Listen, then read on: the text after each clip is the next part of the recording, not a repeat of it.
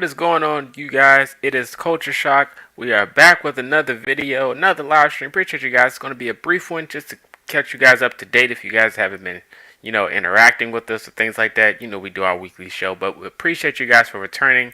I'm Culture Shock, but I can't do it alone. I got my guy with me, my dog, Landon. Landon, how we doing tonight? Doing great, man. Doing great. Super Bowl week. We're on the verge of the big game, as they so call it. And for me, it's less about the actual game. It's more about the fact that I'm scheduled to have my first cheat meal of the entire year on Sunday. We got pizza. We got blizzards. I'm freaking hyped. Can't wait. Um, and also too, WrestleMania season around the corner. Hashtag we want Cody. I just want to throw that out there. So yeah, let's talk some football. Yes, sir. Let's talk some football, man. If I know anything about Landon, I know he can eat, man. We had some good grub down there in Kansas City, man, and he could throw that out, man. He could throw that out with them. So he's always invited for sure. In the kitchen, like I'm a good cook, by the way. Oh I yeah, cook good good. cook. Yes, yes, you did. You did cook, and he can eat. So shout out to my dog Landon, man. But definitely is WrestleMania season. We want Cody. Got to put it out there. But let's go ahead and talk some football really quick. We got to get you guys updated on some Colts news. Colts news. Colts have been making some moves. Of course, the Colts have lost some coaching staff members, but they also gained some, and actually, it might be helping in the long run as well. So to start it off, the Colts hired Justin Hamilton, their new assistant DB coach. He was a quality control coach for the Titans during 2023, but he is the new DB coach for the Colts. We just talked about the loss of a DB coach. What are your thoughts about him, Landon? Really quick about the DB coach Justin Hamilton. Well, really, like, there's not really much out there about him because he's never done it. Being a QC, I mean, just being honest, really, you're more relegated to like grabbing coffee and stuff like that. Like, it's a position to really get your foot in the door to where you can actually get promotions like this to where you actually kind of start your coaching career. So for him, this is actually more of like a start to his coaching career. So there's not really any background on like the job that he's done because he's never done it. So, um, Shane Steichen, he saw something in him, that they apparently liked, and I'm sure they did, a few different interviews with guys and stuff like that. And the good news is, he's going to be learning under, Ron Miles, who Mm-hmm. is, by all accounts, one of the best secondary coaches in the league. So it's a great start to his career to be able to mentor and learn, the crafts under a guy like that, under a lot of veteran defensive coaches on that side of the ball, guys that have been doing it for a long time. Uh, so yeah, I think it's a really good move for him, and we'll see just how much it benefits the Colts. Absolutely, and it's also pretty dope to see coaches that start from the bottom and make their way all the way to the top. Their journey through the NFL, starting from quality control, going into like head coaching positions or coordinator positions, just making their way through the NFL is an awesome story just for them in general. So to see him getting a chance to do that is pretty awesome. So shout out to him, and hopefully this is not the end of what he wants to do because I know it's something bigger in the picture, and gaining experience would get you more exposure in the long run. So hopefully this is a good start. He got a good supporting team around him, a guy like Shane Steichen, which is pretty awesome to have as a head coach. So it's gonna be pretty dope. So and definitely this is a young team too. So I think having a young team and a young guy coming in as on the DB rooms, it should be pretty dope and a pretty fun experiment in my thoughts on that situation. So moving next to the other coaching department, the Colts got quarterback coach Alex Tanney to the offensive staff. Tanney reunites with Shane Steichen from his Philly days. So there's continuity. Me and you talk about continuity a lot moving forward in the NFL and just on the team in general when it comes to players and things of that nature. But having continuity on the coaching staff is also a good bonus because you pretty much know the perks of the guys around you, especially bringing this guy in that you already have familiarity to with Shane Steichen. But Shane Steichen's the head coach now, so it could be a little different. But I'm kind of liking him bringing his own staff aboard because years past the Colts have had coaching staffs that pretty much last minute on the fly type situations, and it didn't really work out. But now you got a guy like Shane Steichen that you're going to keep around for a while, and now he's bringing in his guys. I think it's a good thing for a long run for the Colts. What's your thoughts on that? Yeah, I mean, like you said, like, he's a guy he's familiar with, and it doesn't necessarily change the day to day approach as far as like, you still have Jim Bob Cooter, you still have Cam Turner, you still have Shane Steichen. Those are going to be the three main voices in that room. But anytime you can have somebody, that you trust to bounce ideas off of, to maybe give you a different perspective on, what you're seeing and kind of what happened, with Jalen Hurts and his development, stuff like that. With Shane Steichen was, of course, crucial to, as we saw this year, especially. But it's just one more guy that you trust that you can kind of bounce ideas off of, and he's not necessarily in like a coaching position. It's more of like an offensive assistant role. So it's just another set of eyes and ears in that room that you trust that can kind of help you game plan. Maybe he sees something that they can tweak with Anthony Richardson that could maybe bring him to another level, which is kind of what we all hope. So we'll definitely see how that plays out. But yeah, anytime you can get guys on your staff that you have absolute trust in, and you're able to kind of build around that, then it's always a positive thing. Absolutely, and we love positivity, especially coming from Indianapolis and our favorite team, the Colts in general. Positivity leads to maybe a change of outcome in that locker room, the environments, everything's the vibes are up when you want to see things like this. So it's a good sign. From my personal opinion, these coaching staff changes, bringing in young guys and familiarity to the room. So it's going to be things are looking bright, looking up on our side of the fence for the Colts. But we got to talk about the downside. We got to talk about the improvements. The Colts aren't perfect. No NFL team is perfect. Of course, you get teams that go to the Super Bowl and match up against each other, but still, you got to have everything on one accord. And of course, we see the Chiefs doing it multiple times, and you see they got the formula. They know what they got to do. They come in, even with new guys, everybody's clicking on all of one cylinders. But the Colts, you feel like they're about to turn the corner. They're hitting that stride, and they're about to like on the brink of winning the division and things of that nature. Probably finally winning the week one, but there's some things they got to work on, and that's pretty much improvements. And there's improvements that need to be done on both sides of the ball, offensively and defensively. So right now, what we're going to talk about is the Colts' improvements on both sides of the field. We're going to start on the offensive side, and then we're going to swing to the defensive side. We're both going to give 1 point of view for both sides. Each guy's going to go first. My thoughts first.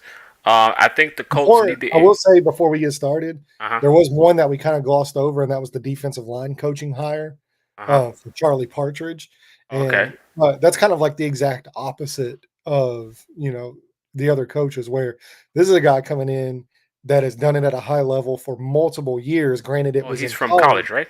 Yeah, yeah. Granted, it was in Gotcha. Yeah. college, Yeah. but there's, he's had multiple suitors, from what I understand, that have tried to poach him from the college game, and it just hasn't worked. Either for him or who knows the reasons. But he's actually kind of stayed in college, and now there's this opportunity that he chose to come to the Colts, and he chose to come work with Shane Steichen and these guys. And I think you're going to start seeing that a lot more with the college game, where it's headed with transfers, NIL, all this stuff. There's going to be a lot of guys that maybe have kind of spurned the NFL in the past that are just really, really solid, really good coaches that are now going to make that transition into the NFL. And like I said, this is a guy, he's coached some of the best pass rushers in the NFL whenever they were in college. He helped develop them over at Penn State, obviously. He was, his units were always nationally, you know, in the top tier when it comes to run defense, when it comes to getting after the passer, developing these pass rushers to go on to the NFL. And I Hmm. think that's just going to pay so much dividends, because whereas Nate Ollie, he was kind of a newer guy, kind of a similar situation where this was kind of his first gig as the full-time DL coach. And I think he did a very admirable job. But this way, you're getting a guy that has more of a history as a teacher to help develop some of these guys like Quiddy Pay, like Dio, and maybe kind of refine some of the aspects of their game to take this defensive line to the next level. And I think that, to me, was a fantastic hire. Absolutely. I was going to ask you about that. You mentioned in Ali. I was going to say, bringing in a guy with experience like that had suitors before to replace Ali, even though we thought Ali was doing a pretty decent job. with his first year in. Do you think you're going to see a monumental change, or do you think you're going to see some type of elevation production wise from the D line group with Partridge coming in? Well, really, so like I don't necessarily think you're going to see much like as far as like a production increase Hmm. because the production they put out this year, outside of like their pass rush win rate, which was still kind of near the bottom of the league because they still don't have that elite tier pass rusher. But I do think you will see more development as far as like individual players. I think you'll see a little bit more, maybe they add an extra move to their game that helps, that pass rush win rate. So I mean, it's always tough whenever you're getting over 50 sacks a year, whenever you're top of the league in run defense, when Grover Stewart is in there playing. Um, you want to stay at that level. But I do think as far as like individuals go, I think this is more beneficial to the individual player as opposed to like the defensive line as a whole, where I think you want to kind of stay where you're at production wise, but you still want to develop these guys because that's really the only thing they like. And if they can get a guy like Dio or they can get a guy like Quiddy to At take the that next next level, step, hit that right? next level, and they do have that bona fide Pro Bowl, all pro caliber pass rusher that they can release, then it takes this defense and really the whole team, to the next level. Yeah, I agree. I definitely was thinking the whole next level thing. And Mike can get it out. Hopefully, Partridge can get it out of him. I have faith that he can do so. I have faith in the Colts this year. They almost, exceeded my expectations, but there was just one play short. But it is what it is. I was still satisfied. So now we gotta go back to talking about the improvements on both sides of the field. Like I said, I was going to start with the tight end room. I think the tight end room needs a little bit of improvement. Of course, everyone mentioned Brock Bowers and things of that nature, but I think the tight end room did a pretty fair job. I think they could have been better. The blocking got way better than what it was the year before. But I think when it comes to receiving and things of that nature, we just need that it guy. I think we're missing that missing piece. Even though we got very caliber players, coming from Granson, we still got Woods of that nature. But I think we're still missing that perennial tight end that can pretty much get us over that hump. So I do think the tight end room can have some type of improvement. But that's just my side from the offensive side that I think can improve. Of course, there's other places that I'm pretty sure you're probably going to mention. But what did you think about the tight end room and what other position you think needs improvement on the offensive side? Yeah, well, I mean, it's kind of like it's very similar to what we're talking about with the defensive line, where the whole is kind of better than the sum of their parts, outside of like a guy like DeForest Buckner. Um, they don't really have that all pro, Pro Bowl caliber guy in that room. They have a lot of guys that, they kind of specialize in their role and they're successful whenever they're deployed the right way, but they don't have a guy that you can line up all three downs that can just take over a game. Like we're watching the Super Bowl, this year with George Kittle and Travis Kelsey. We saw, Mark Andrews. We saw Sam Laporta. Like we've seen all these top tier tight ends, and these guys are helping their teams play deep into the postseason and compete for titles.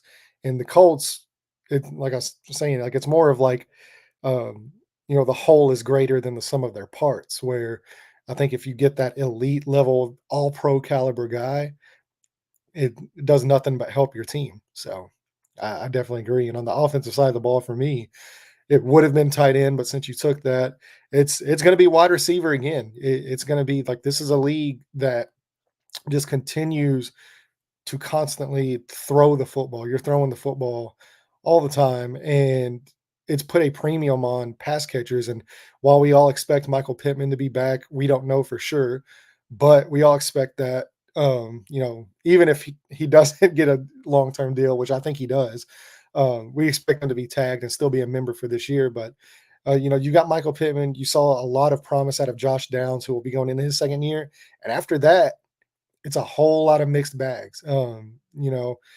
Alec Pierce is still out there, and you can show me all the analytics and all the spreadsheets and graphs that you want, but you know, the game's not played on Microsoft Excel. It's played on the football field.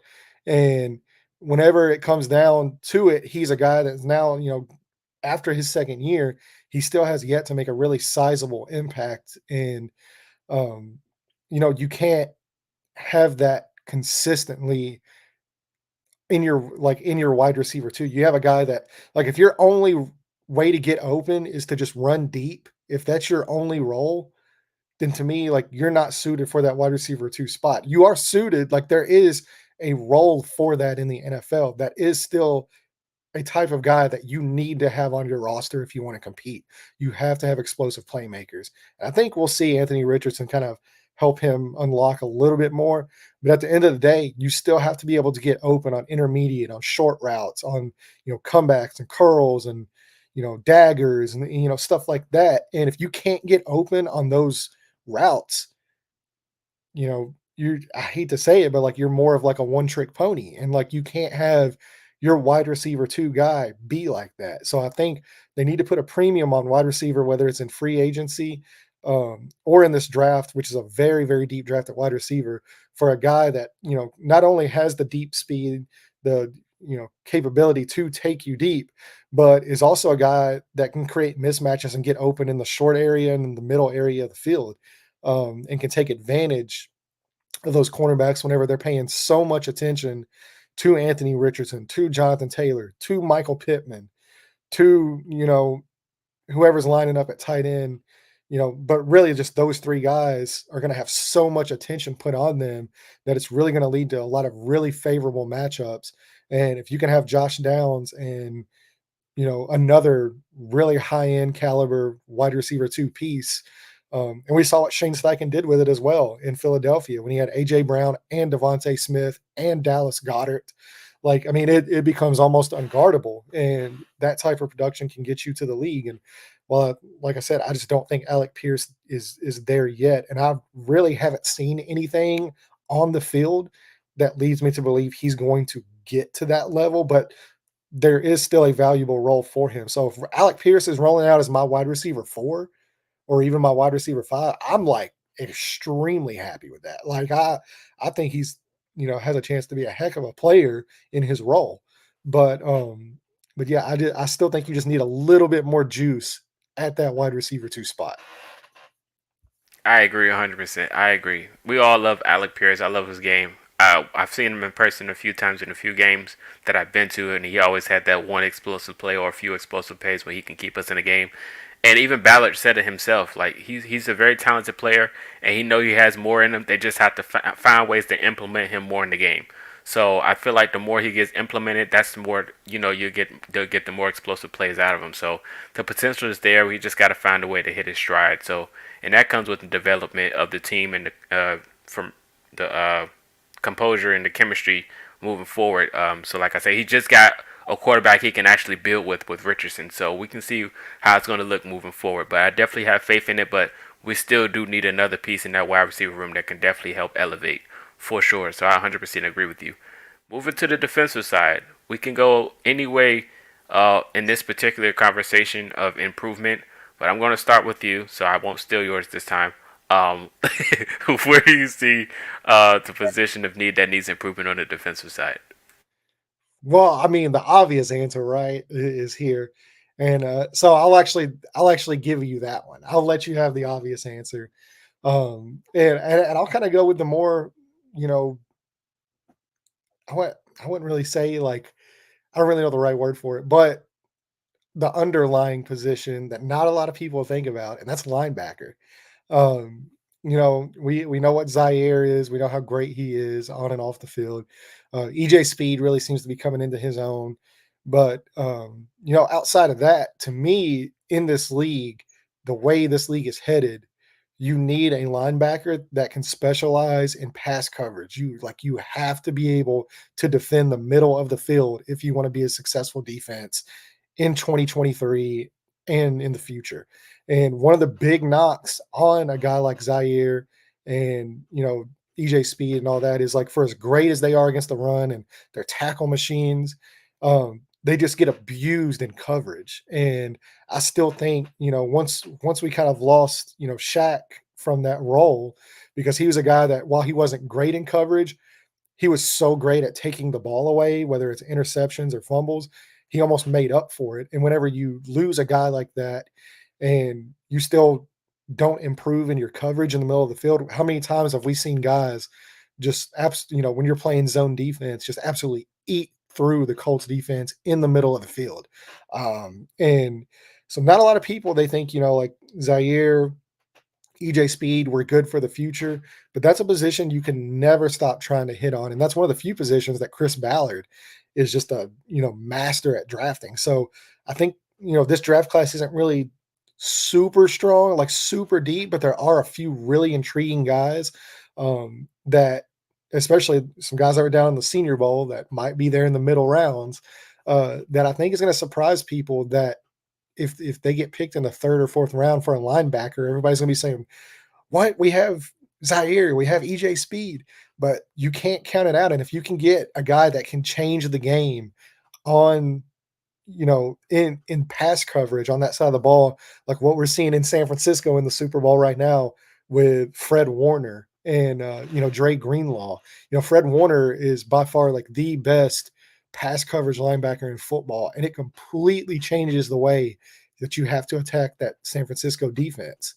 And because you can't target the ball anywhere near that guy.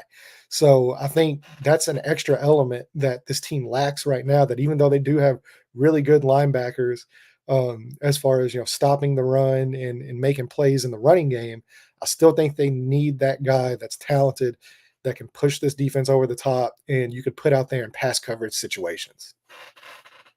I agree 100%, man. We do need that pass coverage linebacker that can just go out there and cover the middle of the field that gets dissected for 5 years now. I'm probably stretching it with 5 years, but at 3 years, I can remember for sure this defense in the middle of the field or towards the sideline just gets shredded consistently. I've never seen something happen so much and nothing changes. But I agree 100%. A coverage linebacker would definitely do the trick. I feel like EJ Speed's turning the corner when it comes to coverage linebacker. He's just not there yet. So I think we need a perennial pass coverage linebacker that can pretty much cover up that gaping hole that's just been hit effectively every single year. So that definitely, I agree with you 100%.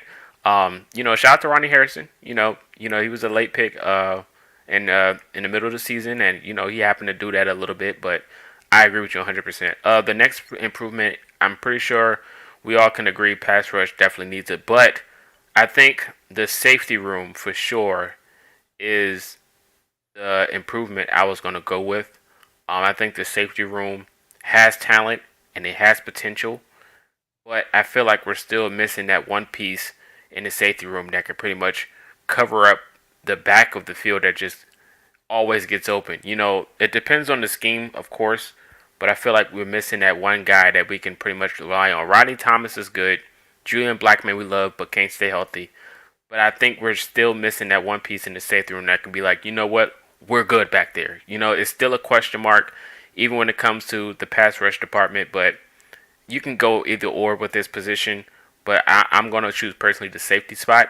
I feel like we're missing that one safety that can pretty much go back there, free or strong, that can pretty much can cover that zone. Because even though when it comes to the middle of the field, I feel like we still need a safety in the backfield that could pretty much cover up what's missing. So I definitely agree. I definitely think the safety spot needs improvement for sure.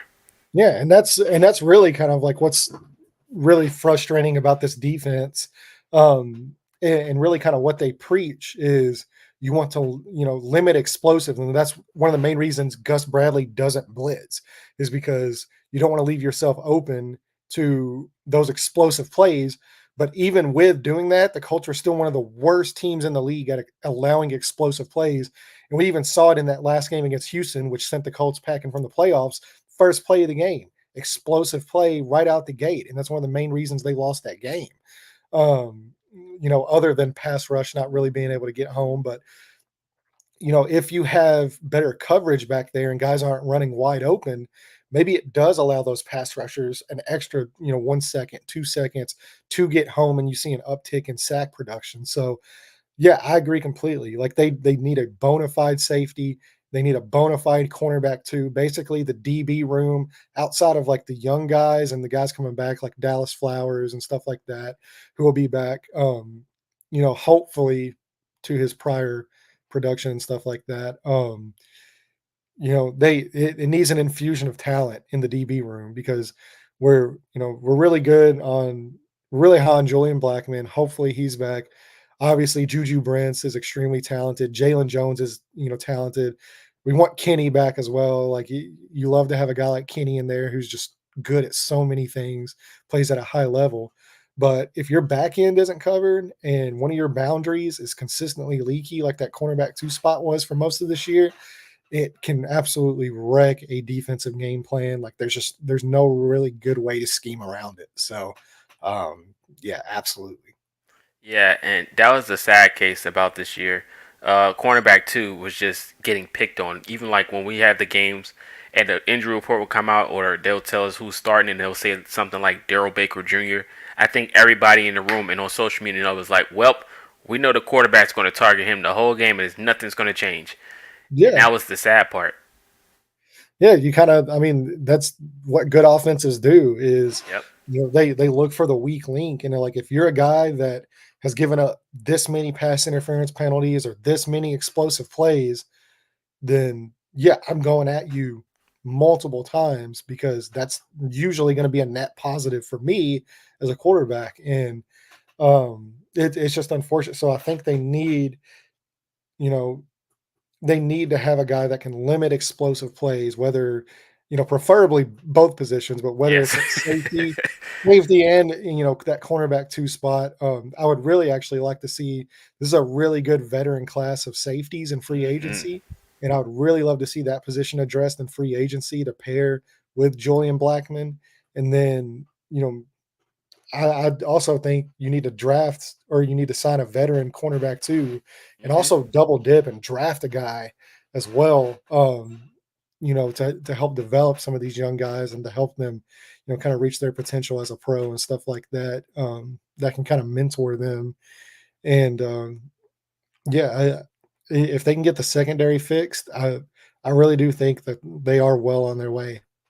Yeah, because this defense that we run in is pretty much based off athleticism and how good you can play. Because I mean, you're very testy in this Gus Bradley scheme, so he's gonna put you out there on the island. So you got to go out there and make a play. But if we don't have those guys, I mean, it's not gonna happen. So we Yeah. can't keep trusting, guys like Daryl Baker Jr. or Tony Brown, which is a special teams player, to go out there and expect greatness because I mean, they're pretty much put in a bad predicament, honestly. So like I said, I got faith. Continuity. I have faith. Yeah, we'll see how it goes. This is, to me, I would say this is the second biggest offseason for the Colts because last year's was obviously the biggest hmm because you have to find your franchise quarterback regardless of any other position if you're going to be a successful team moving forward. So you really hope last year they found the guy in Anthony Richardson, and I know we both believe they did. Um, Yeah, our faces but said it. yeah, we were excited when sitting there in Kansas City. We were both banging the table for sure. But outside of that, I think this is probably after last year, this is probably the second most important offseason in Chris Ballard's tenure here as a Colt. Because now you do have the coach. Now you do have the quarterback. You don't have any more excuses. Like you have the fifth most cap space. You have all your draft capital. There's no more excuses now to set and be like, well, we tried to do this. We tried to find, the guy at quarterback. We've tried to find, the right head coach, and those are gone. You have those guys. So now, and you've got them, especially the quarterback on a rookie deal. This is the biggest time to take advantage of having a franchise guy on a rookie deal. So you know it's put up or shut up time. Yep. Last season was getting your franchise quarterback. This season is building around your franchise Yeah, quarterback. yeah. So, Last year was really like, and I don't know if they really expected to be as far along as they were mhm. because it was more, from what I was told, it was going to be more of like an evaluation year for a lot of guys, just to see where this team was at. And I think, internally they were pleasantly surprised. Like I think by like week 4, especially after that Rams game, after the second half of that Rams game, hmm I think you saw like, okay, like we've got the dude. We've got the coach. He took this team borderline to the playoffs. Hmm. A winning record in his first year. Eventual Pro Uh, Bowler. yeah. So now, so now you have everything at your disposal to now improve upon that. You've laid the foundation. Now you start building the mansion, and once you get that mansion built, then you want to furnish it with some nice trophies and stuff like that. So you've got a big budget, and it's time to go ahead and start building. It's there. It's go time, man. It's definitely go time. But that's pretty much all we got for you guys today. I think it was a pretty lengthy show. Pretty much hit the points. Got you guys informed with the coaching changes, and we got you informed with what needs to improve on both sides of the ball. But we appreciate you guys for tuning in on this Thursday night. Friday Eve is pretty much that's what I call it. Instead of Thursday, I call it Friday Eve. So you guys definitely get ready for the weekend. Get ready for the Super Bowl. Get your chips. Get your drinks. Drink responsibly. And we will see you guys next week. And be prepared for WrestleMania as well. But that's all we got for you. It's Culture Shock. This is Landon, and we will see you guys next time.